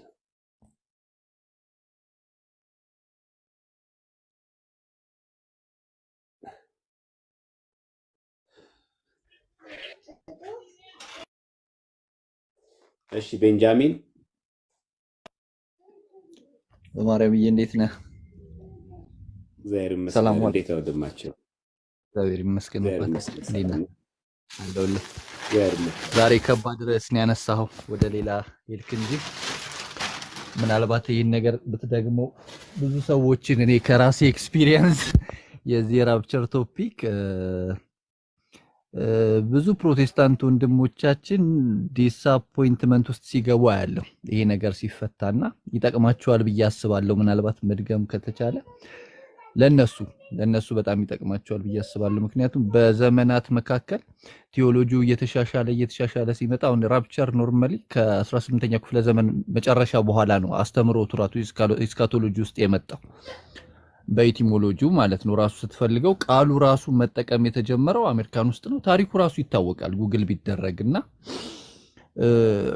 ይሄ ዋን ሴቭድ ኦልዌይስ ሴቭድ የምትለው አስተምሮ ከመጣች በኋላ መንጋው ከተዘናጋ በኋላ ራፕቸር የሚባል ነገር መጣ። ራፕቸር ደግሞ ሜቢ አንስተው ሊሆን ይችላል ዘማሪያም እንትን የሚል ነገር አለው። ይሄ የመጨረሻው ዘመን የሰባቱ ማህተም ሰባቱ መቅሰፍት እንደዚህ አሉ አይደለም፣ ሰባቱ መለከቶች ምናምን ከነሱ በፊት ነው ሀፕን የፕሪትሪቡሌሽናል የሚሉት ነገር አለና መከራው አይነካንም ብለው የተቀመጡት ፕሮቴስታንቶች ሊነቁ ይገባል። በመከራ ውስጥ ማለፍ የክርስትና አንዱ ቫልዩ ነው፣ አንዱ መለኪያ ነውና ይሄን አስተምሮ ጠለቅ ብለህ ስትመረምረው በጣም የሚገርም ነገር የመከራውን የትሪቡሌሽኑን ዘመን አይነካንም ብለው የሚያምኑ ፕሮቴስታንቶች ናቸው ራፕቸርን የሚያምኑትና አይ ቲንክ በደንብ ደግመንም እንደዚህ ዲስከስ ልናደርግ ይገባል። ምክንያቱም መምህራኖቻቸው መጥተው ዲቤት አያደርጉም። እቺን ነገር በርዝቅ ጥያቄ ጠያቂ በሌለበት ሁኔታ ይሰብኳቸዋል። ዲቤት ላይ ግን በተአምር አያነሱትም። በተደጋጋሚ ያየሁት ነገር ነው የምነግርህ። እና ኦነስት የሆኑ ፕሮቴስታንቶች እስከ ማልቀስ ደርሰውብኛል። እንዲሁ ዲስከስ ስናደርግ ነው የምልህ። ፍራስትሬሽን ውስጥ ይገባሉ። ምክንያቱም በቃ ድናችኋል፣ ትነጠቃላችሁ፣ መከራ አይነካችሁም፣ ትሄዳላችሁ ተብለው ነው እየኖሩ ያሉትና አይዊሽ እግዚአብሔር ቢረዳን ሌላ ቀን ብትደግመውና በደንብ ዲስከስ ብናደርገው። ደክሞሃል አንተም። እቺን ሐሳብ ለመስጠት ነው ዘመሪ። እግዚአብሔር ያክብረን። ቃሌው የሆነ ጊዜ በደንብ አንስቼው ነበረ። እንደውም ንጥቀት የሚለውን ተነጠቀ ቢለው በጣም እያብራራን አፑን ከፍቼ በመጽሐፍ ቅዱስ ላይ ያለው ንጥቀት እንዳለ በዝርዝር ተመልክተን ነበር። እሺ ሌላ ቀን እሺ አንድ ጊዜ እንደግመዋለን። እሺ አዋይ ስለሚጠቅማቸው ነው ዘማሪያም። ለኦርቶዶክሳውያን ሳይሆን ይሄ ትምህርት ልክ ከድነት ትምህርት አሁን ለኛ ሚስጥረ ትንሣኤ ሙታን ጋር የሚገናኝ ነው ኖርማሊ በአብዛኛው ቅዱስ ጳውሎስም የተናገረው ነገርና ለኛ ችግር አይሆንብንም። ከድነት ትምህርታችንም ጋር ስለሚገናኝ ለኦርቶዶክሳውያን ችግር አይሆንብንም። ለነሱ ግን ዛሬ 3 ፓስተሮች አስቀምጠህ ብትጠይቃቸው አይስማሙበትም። ኢስካቶሎጂካል ትምህርቱ ላይ ወደ 4 ነው 5 ዘርፍ ነው ያለው ራሱ ፕሪቴሽናል ምናምን እያሉ ወደ 4-5 አይነት አለው የራፕቸር ታይፕ የዘረዘሩት ማለት ነው። እና ዞሮ ምንድነው አንዴ ድናችኋል በሚል አስተምሮ ውስጥ መከራ አይነካችሁ ምናምን በሚል አስተምሮ ውስጥ የተቀመጠ ክርስቲያን ነኝ ባይ ትንሽዬ መከራ ስትመጣ ዲስአፖይንትመንት ይመጣል። ወደ ኢቲዝሙ ነው የሚኬደው እና ለዛ ይረዳል ብዙዎችን ነፍስ ለመንጥቆ ለማውጣት ይረዳል በሚል ነው ዘማሪያም። እግዚአብሔር ይስጥልኝ።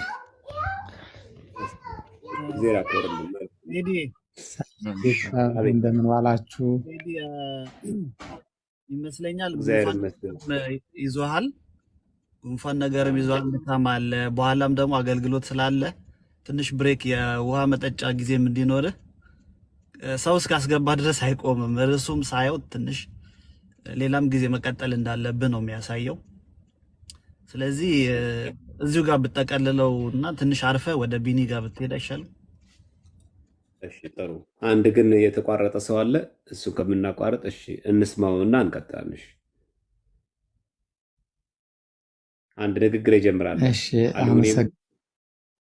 አመሰግናለሁ እድሉን ስለሰጣችሁኝ። እንደምን ዋላችሁ ቤተሰቦች፣ የክርስቶስ ቤተሰቦች።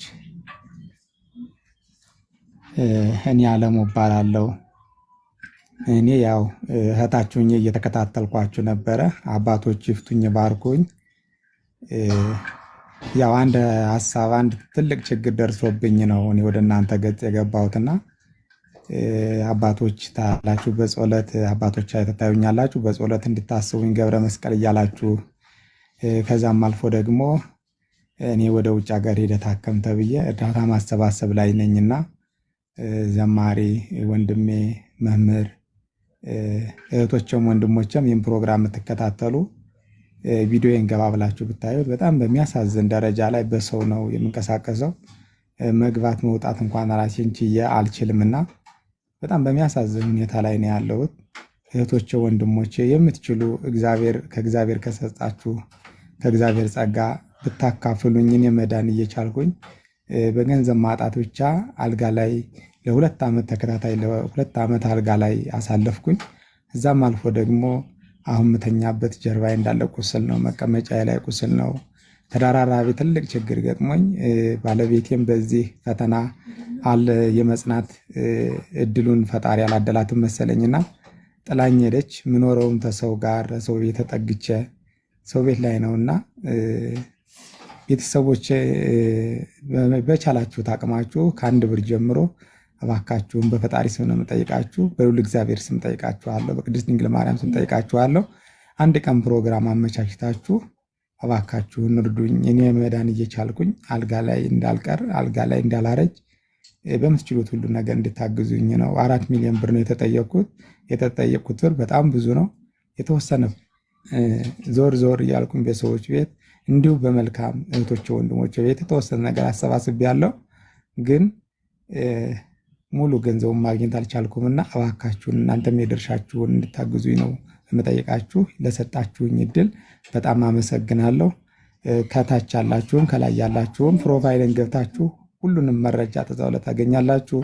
ስልክ መዛው ላይ ያለው ደውላችሁም እግዚአብሔር ይማር ብትሉኝም እኔ አመሰግናለሁ ነው የምለውና እህቶች ወንድሞች አበዛውባችሁ፣ በጣም ይቅርታ አድርጉልኝ። አመሰግናለሁ ለሰጣችሁኝ እድል። እሺ እግዚአብሔር ይስጥልን፣ እግዚአብሔር ይማርህ ወንድማችን።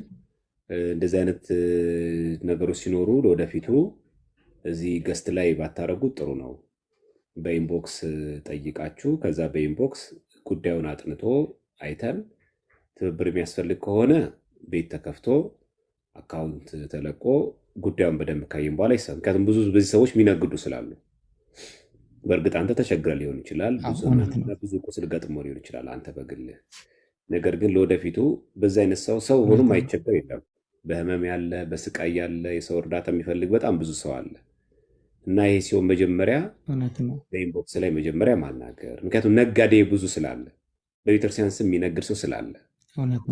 ስለዚህ እንዲህ ከሆነ በኢንቦክስ መጀመሪያ ብታረጉ እኔ አላቋርጥህም ብዬ ነው። እንደዚህ አይነት መስተባበሮች ላይ ጥንቃቄ ይፈልጋል። መጽሐፍ ስናስመርቅ፣ እንደዚህ ገንዘብ መዋጮ ሲደረግ ለሴቶችም ለወንዶች ህመምም ይሁን ብዙ የጤና የትምህርትም መማሪያ የሚያስፈልጋቸው ሰዎች አሉ። በኢንቦክስ የሚደረገውን በኢንቦክስ እናድርግ። ግድ ሆኖብን ደግሞ እንዳልከው በጣም ችግሩ የከፋ ሆኖ ወደ ላይ ሲመጣ ደግሞ ወንድሞቻችን አሉ አስተባብረው ደግሞ አንድ ቀን ከስተግሎ የገቢ ማሰባሰቢያ ደግሞ ይደረጋል። ግን ከዛ በፊት ግን እኛ ማየት መነጋገር ጉዳዩን ማጥራት ይጠበቃል። ምክንያቱም እዚህ ማሳሰቢያ ስናደርግ አይተን አውቀናል ለማድረግ ያለብን እንደዛ ማድረግ ስላለብን ወደፊቱ ያ ማድረግ አለብን። ለወደፊቱ እንደዛ ብታረጉ ጥሩ ይመስለኛል። እግዚአብሔር ጨርሶ ይማረ። በኢንቦክስ ላይ ወንድሞቻችን አሉ በዙሪያ ይሄዳሉ። በኢንቦክስ ላይ እናወራና ከዛ በኋላ ችግሩ ታይቶ በደንብ ተመርምሮ በእኛ አቅም የሚቻለውን ያክል እንዲደረግ ይደረጋል። ምክንያቱም አንዳንዴ ተቸግር ያለ ሁሉ ተቸግር ያለው አይደለም እና ብዙ ሰው ሊቸገር ይችላል። አሁን ሌባውን አባቶች እና ሚዩት አድርገዋል። እውነተኛውን ከመጥፎው ለመለየት እጅግ በጣም የምንቸገርበት ጊዜ ነው ያለነው እና በጣም በብዙ ችግር ሰው አሁን ምናልባት አንተ ከገለጽከው በላይ ይሆናል ችግር ከተናገርከው በላይ እግዚአብሔር የሚያውቅ እና ይሄንን አሁን እንዳውም ከገለጽከው በታች ይሆናል። አንተ የተናገርከው ከበሽታ በታች ያ ማለት ያለህበት ችግር ከዛም በላይ ሊሆን ስለሚችል ማለት ግን ይሄ መጀመሪያ በውስጥ መነጋገሩ አይቀድምም ወይ? ለዛ ብታረጉ ወደፊት ጥሩ ነው። ስለዚህ አሁንም በኢንቦክስ በደንብ ተነጋግሮ አይቶ ምክንያቱም ስናቅ እንደዛ ነው። ይሄ በነገራችን ለአንተ ብቻ ሳይሆን የትኛውም ካሁን በኋላ መምህር ነኝ የቤተክርስቲያን አገልጋይ ነኝ ሲል መምጣትና መታየት አለበት። እኛ መጀመሪያ ማወቅ አለብን እንጂ እዚህ ገብቶ ገስት ላይ ገብቶ አንድ ሰው ዝም ብሎ ቤተክርስቲያን ያደግኩት እንደዚህ ያደግኩት ማስተማር አለብኝና ምን ካለ ዜር ኢዝ ሳምቲንግ ማለት አንደኛ በጣም የተማረ ቤተክርስቲያን ሰው ላስተምር አይልም። አንተ ትልቁ አንድ ነገር ችግር ይሄ ነው። እኔ ነኝ የማውቀው አይባልም። ጤነኛ ከሆነ ምን ችግር አለበት? ግን እንዳወቀ አክት የሚያደርግ ሰው ካለ ባዶ ነው ማለት ነው። ሊቅ እንደዛ ያደርግ እና ብዙ ጊዜ በቃ የቤተክርስቲያን ትምህርት ኖሮት ማስተማር የሚፈልግ ሰው ካለ መጀመሪያ በኢንቦክስ አናግሮ እኔ እንዲህ ነኝ እንዲህ ቤተክርስቲያን ልጅ ነኝ ብሎ ታይቶ በደንብ እኛ ፈታሽ አይደለንም፣ እኛ አጣሪ አይደለንም። ግን ደግሞ ፕሮፋይሉን የመድኃኒዓለም ያደረገ ሁሉ ኦርቶዶክስ አይደለም። የታደሰ መናፍቃንም አሉ። መርጌታ ነኝ የሚል ዲያቆን ነኝ የሚል ብዙ ሌባ አለ እንደዛ እና በእናንተ ስም የሚነግድ መዋጮ የሚሰበስብ ብዙ ስላለ እውነቱን ከሐሰት ለመለየት ያን መንገድ ብትከተሉት ጥሩ ነው። ሌሎቻችሁ እዚህ ከስር ላይ ኮመንት የምሰጡ ሰዎች ጤነኛ ናችሁ? ግን ጤነኛ ናችሁ? እንጠርምር፣ ጥንቃቄ እናርግ። እንደዚህ አይነት ሰዎች ሲመጡ በተለያየ መንገድ መጀመሪያ በኢንቦክስ ጥንቃቄ አድርገን መረጃዎችን ካደራጀን በኋላ ተጨባጭ ነገር ከያዝን በኋላ ማሰባሰቢያ እናድርግ እኮ ነው ያልኳችሁ። ወይስ እናንተ ናችሁ በእኛ ያለችሁ በዘማርያም ቤት ገብታችሁ አይ ይሁን ብላችሁ የምትወስኑት እናንተ ናችሁ? እንደዛ አታርጉ። እሺ እንደዛ አይደረግም። እሺ ወንድማችን በውስጥ እናወራለን። እግዚአብሔር ያክብርልን፣ እግዚአብሔር ይስጥልን፣ እግዚአብሔር ጨርሶ ይማረ። እሺ ወንድማችን አመሰግናለሁ። በጣም ነው ማመሰግናችሁ። እግዚአብሔር ይስጥልኝ ስላስገባችሁኝ። እኔ አዲስ አበባ ሀገረ ስብከትም የሰጠኝ ደብዳቤ ያለ ያው ትብብሩን አይቶ ሜዲካል ቦርዱን አይቶ ሁሉንም እንደዛ አድርጎ የሰጠኛለ። እሱንም እልክላችኋለሁ። አባቴ ፎሎ መልሱልኝ ከቻላችሁ ለመላክና ኢንቦክስ ለማውራት እንዲመቸኝ። ያለዛም ደግሞ ስልክ ከበላዩ ላይ አለ፣ ወስዳችሁ ብትደውሉልኝ። አመሰግናለሁ። ስልክ አለ፣ ሁሉም ነገር አለ እዛው ላይ። አመሰግናችኋለሁ አባቴ። እግዚአብሔር ያክብርልን፣ እግዚአብሔር ያክብርልን። እሺ መዝሙር እንስማ አይደል? አይበቃችሁም? አንገብጋቢ ጥያቄ ያለው ሰው አለ? እሺ የጠየቃችሁ እንትን እያላችሁ አንገብጋቢ ጥያቄ ያለው ሰው አለ? እኔ በጣም ይሄ በቃ መዘለል የሌለበት ነው በቃ እንዲህ ማንቁርቴ ላይ ከሆነ የምትሉ ሰዎች ማለት ነው። በነገራችን ላይ አብዛኛው ሰው ማለት ነው አብዛኛው ሰው ጥያቄና ምን ያለው ሰው ሚንጃር ነው። አብዛኛው ሰው ጥያቄውና ምን ያለው ሰው ብዙ ጊዜ ሳየው የማይከተለው የማይማረው በጣም ብዙ ነው። በጣም ነው የሚያሳዝነው። አይታችሁ ከሆነ ቴሌግራም ግሩፕ ላይ የምትማሩበትን በእናትህ ፈልግልኝ፣ ኧረ ኬታ እመጣለሁ፣ በጣም እኔ ኬታ በእናታችሁ በጣም ነው የምፈልገው የምትማሩበት ገስት የለም እኮ። ልክ ያንን የምንማርበትን ቻናል ከሰጣችሁት በኋላ ሰውየው የለም። እና ብዙ ኮሜዲ ሰው ነው ያለ ነው። ብቻ በአጠቃላይ እንትና በቃ በጣም የጓጓን አይመስል በጣም በቃ ትምህርት ጓጉተን አተን የምንማርበት ቤት አተን በጣም ተጨንቀን። ይሄ ማለት የሚጠቀም ሰው የለም እያልኩ አይደለም፣ ግን አብዛኛው ግን ፉል ኦፍ ፌክ ነው። በቃ ገብቶ ግን ያለፈውን ነገር የመጽሐፍ ቅዱስ ሳይት የምትማሩት ምናምን የለም እኮ ገብቶ እኮ አንዱንም ከፍቶ አላየውም።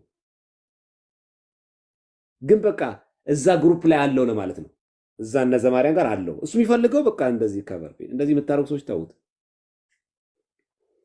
እንደዚህ አይነት ነገር አልወድም። በቃ ግልጹን ልንገራችሁ፣ እንደዚህ በቃ ምንማር ከሆነ በትክክል እንማር።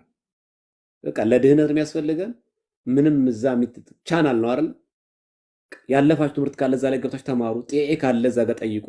በቋሚነት ደግሞ እዚህ ያለ እንማር። በቃ አለቀ። በተረፈ እንዲህ ዝም ብለ በቃ እየተከነከናችሁ በቃ የሰው ደጋፊ አትሁኑ። በቃ የግሌ አድናቂ ነን እያላችሁ በቃ በዚህ ክርስትና በዚህ አይገኝም። በቃ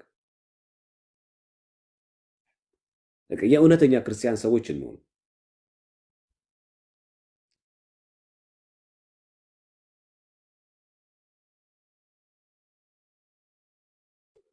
እና ያን ነገር አድርጉ ለማለት ነው።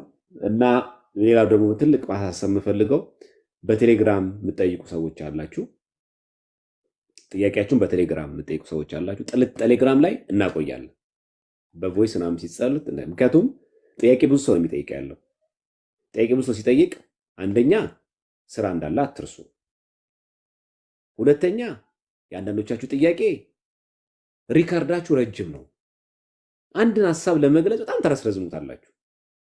በዛ ላይ ኩርፊያችሁ መከራ። ልክ እናንተን ብቻ በግል የምናወራ ይመስል ምነው ቆያችሁ እኮ ምና እናንተን ብቻ ለምናወራ ብዙ ሰው አለ፣ ጥያቄ የሚጠይቅ ብዙ ሰው አለ። እና አንዳንድ ጊዜ በቃ እኔ ጥያቄ ከወደዳችሁ እኔ ላይቭ ላይ እዚህ ላይ ብጠይቁ ደስ ይለኛል። በቴሌግራም ጠይቁ። በጣም አጣዳፊ የሆነ አጭር መልስ ሲሆን ወዲያውን እንመልሳለን። ጠይቀን ምን መልሰው እኮ ጥያቄ እኮ አለኛ እንዴ የምትጠይቁን ጥያቄ እናንተ ሁሉ እኮ ለኛ ቀላል አይደለም። ንባብ የሚጠይቅ መምህራንን መጠየቅ የሚያስፈልገው ጥያቄ አለ። መምህራንን እስከምናገኝ ስንቆይ የምር የምታኮርፉ ሰዎች አላችሁ። የምራችሁ ማለት እንባ ኮረየ ነው የምትሉት ለዛው። እና በዛ አይደለም መሆን ያለበት። እና ሰራተኛ መሆናችን አትርሱት። ስለዚህ 2 ሰዓት ጠዋት ገብተን 11 ሰዓት የምንወጣ ሰዎች ነን። ስራ መስራት አለብን። በዚህ መሃል ላይ በምናገኘው ጊዜ ማህበራዊ ህይወት አለ፣ የግል ህይወት የሚባል አለ። የማወቅ አለባችሁ። እዚህ መሃል ላይ ነው በቴሌግራም ላይ መልስ ይመለስ ምን መልስ። እና አንዳንዱ ሰው እንደውም ኦርቶዶክስ ለኛ የምትሆኑ ይመስላል። አንዳንዶቻችሁማ ኦርቶዶክስ ለኛ የምትሆኑ ይመስላችሁ። እና ደግሞ በዛ ላይ ደግሞ ጥያቄ ጠይቃችሁ ከተለያየ ቤተ እምነት ነው የመጣው ትላላችሁ። እሰየው እንዲህ ጥያቄ ካለ ትምህርት ካለ ነው እንላለን። በዛ ላይ ደግሞ ጥያቄውን ስትጠይቁ ነው ስትማሩ ደግሞ በአንድ በኩል ደግሞ ትመጡና እየደወልን እንዴት ናችሁ እንድንላችሁ ትፈልጋላችሁ። ቢሆንልን እኮ ደስ ይለናል፣ ግን ይሄ ሁሉ ሰው አይቻልም። እና አንዳንዱ ደውላ አታውቅም፣ ደውላችሁ አትንከባከቡ ምናምን። እዛ ቤት ያላችሁት ነው የምትፈልጉት። ይሄ ስትራክቸር ቢኖረን ደስ ይለናል። እና ስንት ሰው አለ። እና ጥንቃቄ ማድረግን ልመዱ። ሰው ተረዱ። ይሄ ለእኔ ብቻ ለምናገረው ለሁሉ መምህራን ተረዷቸው። አንቺ ስለጻፍሽ አንተ ስለጻፍክ አንተም ብቻ አይደለም እነሱ የሚያናግሩት ለአንተ ብቻ ለአንቺ ብቻ መልስ የሚመለሰው። በዛ ላይ ኦርቶዶክስ ሆኑት ለኛ አይደለም። ይሄ መታወቅ አለበት። ስለዚህ ሲጠየቅ ምን ሲል በስነ ስርዓት እኛ ከጠየቅናችሁ ከደወልንላችሁ ብንንከባከባችሁ ደስ ይለናል። የእናንተ መጻፍ ለኛ ጥሩ ነው። ግን ውስንነት እንዳለ ደግሞ አትርሱት። እና አንዳንዱ ሰው በቃ ከተመለሰ በኋላ ለምን አልጠየከኝም? በቃ እንደዚህ ሁሌ እንደዚህ እንደ ህፃን እንዲሽሩ አይደለም። በቃ የድህነት መንገድ ተነግሯችኋል። የምትሆኑት ኦርቶዶክስ ለዘማርያም አለ ሁላችሁም። በቃ ማስተማር አለብን፣ መምከር አለብን፣ አለቀ። ዴይሊ ክትትል ግን ለማድረግ ግን ስልክ እየደወልን ግን አስታውሰን ለማድረግ ግን በጣም ብዙ ሰው አለ። ይሄንን ተረዱ ለማለት ነውና አጠይቁ አይደለም። በቴሌግራም ጠይቁ፣ በስልክም ጠይቁ። ቴሌግራም ላይ የሚቆይባችሁ ከሆነ እዚህ ገስት ላይ ከፈለጋችሁ ጊዜ ሰጣለሁኝ። እየገባችሁ ገስት ላይ ጠይቁ። እግዚአብሔር ያክብርልን። መዝሙር እንስማና እናጠቃለን። ቃልት ያሰማልን። ቴዲ የአገልግሎት ዘመን በዚህ ድካም ይሄን ያህል መቆየት ከባድ ነው። እሺ ወደ ዝማሬው እንሄዳለን።